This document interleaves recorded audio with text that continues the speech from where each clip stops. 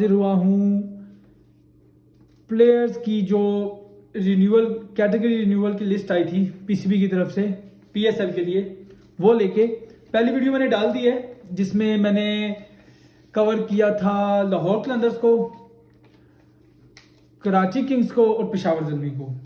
अब मैं आपके पास हाजिर हुआ हूँ इस्लामाबाद मुल्तान सुल्तान्स और कोयटा ग्लैडिएटर को लेके। सबसे पहले हम बात करेंगे इस्लामाबाद की। तो इस्लामाबाद का पिछला सीजन को इतना अच्छा गया नहीं है, हालांकि इस्लामाबाद रिजर्व जितनी बड़ी साइड थी, जिस तरह से वो सेमीफाइनल हारे थे पेशावर ज़ल्मी से, लाइक यार 30 बॉलों पे 50 ना बने उस टीम से, लाइक बहुत ज्यादा। पर उस टाइम पे हम लोग क्रेडिट नहीं लेंगे, बिल्कुल भी हम क्रेडिट नहीं छीनेंगे सलमान इरशाद और आमिर जमाल से, जो उस टाइम पे उन लोगों ने रिवर्स स्विंग बॉलिंग की थी। लाइक यार वो मैं समझता हूँ कि लीग क्रिकेट में मेरा वो फेवरेट स्पेल था जो उस टाइम उन दोनों ने किया था। लाइक समझ में आ रहा था कि भाई लड़के जान मार रहे हैं, और यार वो बहुत मजे का स्पेल था। बाकी खैर अभी बात करते हैं जिस चीज के बारे में बाद में बात करेंगे। पीएसएल आगे आएगी, इस चीज सारी इन चीजों के बारे में डिस्कशन हुआ करेगी। फिलहाल टीमों पे आ जाते हैं। तो अभी जो कैटेगरी रिन्यूअल के बाद शादाब इनके जो है वो प्लेटिनम कैटेगरी में है, ठीक है। अभी आजकल के रीसेंट पास की परफॉर्मेंसेस को छोड़ दिया जाए तो शादाब इनके अपने ही बनाए हुए प्रोडक्ट है, तो काफी आई थिंक पिछले 2 साल से प्लेटिनम में ही रह रहे हैं, तो ठीक है बनता भी है, इनका कप्तान है इनके। उसके बाद इनके आसिफ अली आते हैं डायमंड में, ठीक है, समझ में आती है। आसिफ अली वसीम जूनियर, फहीम अशरफ, आजम खान और हसन अली पेशावर ज़ल्मी में as a platinum category player खेले थे जब इस्लामाबाद ने इनको लिया था। अभी ये इस्लामाबाद की गलती नहीं है, ये ना आप समझ लो कि भाई मैं ये बात करूं कि इस्लामाबाद ने इनको नीचे कर दिया। इस्लामाबाद की गलती नहीं है, ये पीसीबी बनाता कैटेगरी, और ये परफॉर्मेंसेस के देखने भालने के बाद उनके हिसाब से बनती है, तो इसमें पीसीबी की कोई गलती नहीं है। उसके बाद आ जाते हैं भाई शुएब मकसूद, और ये हैं हमारे अबरार, शुएब मकसूद, अबरार, जफर गौर, रुमान रईस। ये इनके गोल्ड में आ रहे हैं, यानी कि इनको सस्ते में अच्छा माल मिला है। ये जो प्लेयर्स हैं सस्ते में अच्छे माल में आते हैं, क्योंकि यार ये सारे के सारे जो है ना ये लीग क्रिकेट के शहजादे हैं। उसके बाद जिशान जमीर इनका आता है भाई सिल्वर कैटेगरी में। जिशान जमीर की मुझे समझ में नहीं आती, क्योंकि जिशान जमीर की लास्ट टाइम भी लोगों ने बहुत हाइप बनाई हुई थी कि यार बहुत अच्छा बॉलर, और बॉलर भी अच्छा है, गलत बात नहीं करनी चाहिए। जिशान जमीर ने जब बाबर आजम को आउट किया था ना, जब अपने करियर के फर्स्ट ओवर में पीएसएल के, यार जब आके बाबर आजम को इस लेंथ पे बॉल करके बाबर को आउट कर दिया था, तो तब से मैं बहुत बड़ा फैन हूँ जिशान जमीर को। उसके बाद इंजरी हो गई, चले गए दुबई, जाके इलाज करवाया, अब फिर वापस आए हैं। जिशान जमीर को देखना होगा इस पीएसएल में, शायद जो हम लोग को ढूंढ रहे होते हैं ना तड़का, ये एक अदा यही होना है जिशान जमीर, जहां तक मुझे लगता है। एक जिशान जमीर, दूसरा वो कराची किंग्स के जो फैसल अकरम है। अभी जो नए प्लेयर्स आएंगे उनके बारे में भी बातचीत की जाएगी। बाकी 2 नए प्लेयर्स हैं जिनके बारे में मैं स्पेशली एक वीडियो बनाऊंगा। एक का नाम है वसीम अकरम, लेफ्ट आर्म फास्ट बॉलर है, बहुत अच्छे बॉलर है, जहां तक मैंने अभी तक उनको देखा ना, बहुत अच्छे बॉलर है। और दूसरा है ख्वाजा नाफे, ये अभी सिलेक्ट भी हुए हैं कोयटा ग्लैडिएटर्स के एज अ इमर्जिंग प्लेयर। और भाई इस बंदे को मैं काफी अरसे से फॉलो कर रहा हूँ, ये बीपीएल में भी गया था, उस तरह से चल नहीं पाया, बट मुझे जहां तक लगता है बहुत बड़ा टैलेंट है। अभी वो चीज बात करते हैं, फिलहाल तो मैं इस पे आ जाता हूँ। अच्छा, इस्लामाबाद के जो इमर्जिंग प्लेयर इस टाइम एक ही है, जिशान जमीर को सिल्वर कैटेगरी में कर दिया गया है। इमर्जिंग प्लेयर इनके पास है हसन नवाज, वो जो जिसको कश्मीर का जेसन रॉय बोला जा रहा था पिछले साल केपीएल में, कश्मीर प्रीमियर लीग में, तो वो भी अच्छा प्लेयर है। अगर देखा जाए तो ऑप्शंस अच्छी हैं इस्लामाबाद के पास प्लेयर्स बुरे नहीं है। अब आ जाते हैं मुल्तान सुल्तान पे। मुल्तान के पास प्लैटिनम में आता है हमारा मोहम्मद रिजवान। ऑब्वियसली रिजवान है वो भाई, वो डिजर्व करता है, वो प्लैटिनम में रहना ही डिजर्व करता है। रिजवान है। उसके बाद आ जाते हैं भाई हमारे मिस्टर पर्ची, सॉरी यार ये वर्ड मैंने नहीं यूज करना था, मैंने पहले चैनल बनाने से पहले सोचा था मैं ये वर्ड नहीं यूज करूंगा, बट देखें फिर भी आ जाता है। अब इनके अब्बा बैंकर है भाई, तो पर्ची तो हो ही सकती है, इनकी पक्की पर्ची होनी चाहिए, क्या टेंशन है इनको।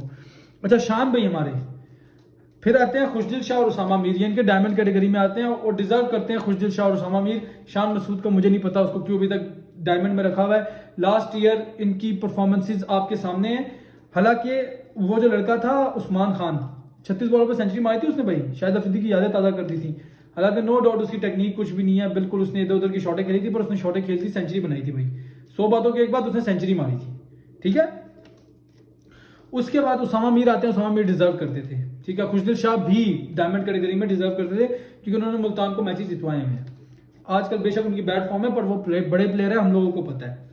उसके बाद अल्लाह भला करे तो मुल्तान सुल्तान में आ जाते हैं भाई अब्बास अफरीदी।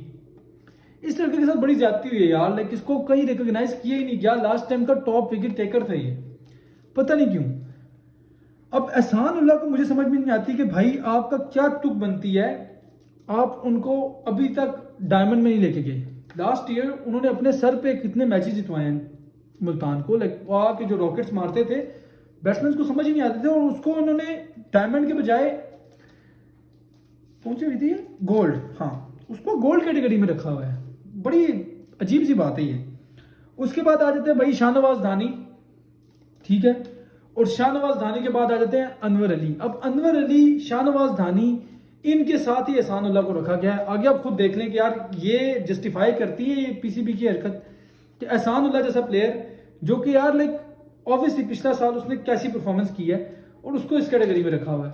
अब ऐसी बात अब्दुल्ला शफीक की भी है कि यार लाहौर कलंदर्स ने भी अब्दुल्ला शफीक को बहुत नीचे रखा हुआ है, पर क्या पता अंदर से प्लेयर्स के मामला कुछ और होते हैं। यहाँ पे बार हमें तो कैटेगरी ये शो की जाती है, क्या पता अंदर से वो 150 ऊपर देते हैं, हमें क्या पता है। हमें तो यही यहाँ पे यही दिखाया जा रहा है ना। बाकी इनके पास मुल्तान सुल्तान के पास जो 3 और है ना, मुल्तान सुल्तान ने ज्यादा फोकस अभी तक जो इनकी ना जो प्लेयर्स हैं वो ज्यादातर बॉलर्स हैं, अभी बैट्समैन लेंगे ये, और मेरे ख्याल में इनका वही पुरानी कोर ही बनाएंगे, कैरन पोलार्ड और वो राली रूसो, और यही 2-3 प्लेयर्स हैं। मुश्किल ही है कि ये किसी और तरफ जाए। बाकी इनके जो बाकी के 3 प्लेयर्स हैं जो कि सिल्वर कैटेगरी में आते हैं वो हैं समीन गुल, ठीक है, उसके बाद आते हैं इनके अम्माद भट्ट जो कि बहुत अच्छे ऑलराउंडर हैं इस साल के, आई थिंक इस साल की, इससे पिछले साल को मुझे भी याद नहीं आ रहा, पिछले साल आई थिंक, नहीं इस साल, हाँ इस साल अभी तक मेरे ख्याल में टॉप विकेट टेकर है वो national ODI world cup, national ODI cup के, सॉरी नेशनल ओडीआई कप के टॉप विकेट टेकर है अम्माद भट्ट। और उसके बाद आते हैं मोहम्मद इलियास, ये भी बहुत अच्छे बॉलर हैं, इन्होंने डेब्यू ही मुल्तान की तरफ से किया था, उसके बाद इनको रिलीज कर दिया गया था, पता नहीं क्या इशू हुआ। उसके बाद से इनकी परफॉर्मेंसेज इनकी भी बुरी नहीं है, कराची किंग्स ने लेके थोड़ा खराब कर दिया था, बट अभी दोबारा आएंगे मुल्तान की तरफ तो देखने में अच्छे दिखेंगे इंशाल्लाह। अब हम आ जाते हैं भाई कोयटा ग्लैडिएटर्स की तरफ, और खबरें जो गर्दिश कर रही है उसके मुताबिक नसीम शाह को जल्द ही पेशावर ज़ल्मी ने ले लेना है। खबरें गर्दिश कर रही है, मुल्तान सुल्तान भी बहुत सख्त किस्म की इंटरेस्टेड है नसीम शाह में, बट जहां तक लग रहा है पेशावर ज़ल्मी नसीम शाह को उड़ा के ले जाएगी, जहां तक पता चल रहा है सोर्सेज के मुताबिक। अभी आगे देखते हैं क्या होता है। तो नसीम शाह और इफ्ती भाई जो हैं वो प्लेटिनम कैटेगरी में कोयटा के लिए ऑब्वियसली दोनों रिजर्व करते थे। नवाज हफीज और सरफराज अहमद ये हैं इनकी डायमंड कैटेगरी के प्लेयर्स। अब मोहम्मद नवाज अगर डायमंड में खेल रहा है और एहसान उल्लाह जो है वो सिल्वर में खेल रहा है, तो मुझे समझ में नहीं आ रही, एहसान उल्लाह सॉरी गोल्ड में खेल रहा है, नवाज अगर डायमंड में खेल रहा है और एहसान उल्लाह अगर गोल्ड में खेल रहा है, तो मुझे समझ में नहीं आ रही भाई ये करना क्या चाह रही है पीसीबी पता नहीं कौन से सस्ते नशे फूक के बैठी हुई है इस टाइम। मोहम्मद नवाज हफीज बाबा खत्म, लाइक क्या उम्र होगी भाई हफीज भाई आपकी, खत्म करो ना, डायमंड कैटेगरी में लेके बैठे हुए भाई। सैफी भाई भाई दिलों के कप्तान है वो, उनको हम कुछ नहीं कहेंगे। सैफी भाई जो है वो डायमंड कैटेगरी में कोयटा ग्लैडिएटर की तरफ से खेलेंगे। उसके बाद आ जाते हैं कोयटा ग्लैडिएटर के, ये कुछ थोड़े काम के पिक्स नजर आते हैं। इनके पास गोल्ड में है उमर अकमल, हसनैन, और फिर सऊद शकील और एहसन अली वो जो इनका ओपनर है मोटा सा छोटा सा, उसकी बात कर रहा हूं। ये ठीक है, समझ में आती है, लाइक अपनी भी जगह जस्टिफाई करते हैं। मोहम्मद हसनैन को थोड़ा सा अपने आप को संभालना पड़ेगा और थोड़ी सी अपनी कैटेगरी खुद अपनी कैटेगरी आप करवा सकते हैं, और कोई कैटेगरी आप नहीं करवा सकता अपनी परफॉर्मेंस से। तो अब देखते हैं ये क्या करते हैं। उसके बाद इनके पास जो आगे भी आ रहा है ना, तो कोयटा ग्लैडिएटर्स के पास जो इनकी सिल्वर की पिक्स हैं, सिल्वर के जो इनके प्लेयर्स पहले से हैं इनके पास, उनकी बात करें तो उमैद आसिफ, कर्नल जाहिद और बिस्मिल्लाह खान। उमैद आसिफ, कर्नल जाहिद और बिस्मिल्लाह खान, ये तीनों समझ में आते हैं, ठीक है, सिल्वर कैटेगरी है साथ में, लेकिन एक तरह से आपको मुफ्त के ही मिल गए हैं। ये परफॉर्म कर दिया तो ठीक है, ना भी किया तो इतना बड़ा मसला नहीं है। आप इन पे इतना पैसा लगा नहीं रहे, आप जो एक्स्ट्रा पैसा नवाज पे लगा रहे हो उसको देखो। उसके बाद जब आते हैं ना कोयटा ग्लैडिएटर्स के इमर्जिंग कैटेगरी पे, तो कोयटा ग्लैडिएटर्स इस टाइम सबसे मजबूत टीम दिख रही है जो इमर्जिंग कैटेगरी पे आती है। क्यों? क्योंकि इनके पास इमर्जिंग में प्लेयर्स हैं 4, और वो चारों प्लेयर्स लाइक कुछ कर दिखाने वाले प्लेयर्स हैं। अब मैं आपको नाम बताऊंगा और आपने खुद देखना है। सबसे पहले बंगल जई ने अंडर 19 वर्ल्ड कप में काफी परफॉर्मेंसेज दी है। अभी तो उसका बैड पैच चल रहा था पिछले पीएसएल में, पर बंगल जई वापस आएगा, बंगल जई आएगा। उसके बाद इनके पास एक और है, वो यासिर खान है।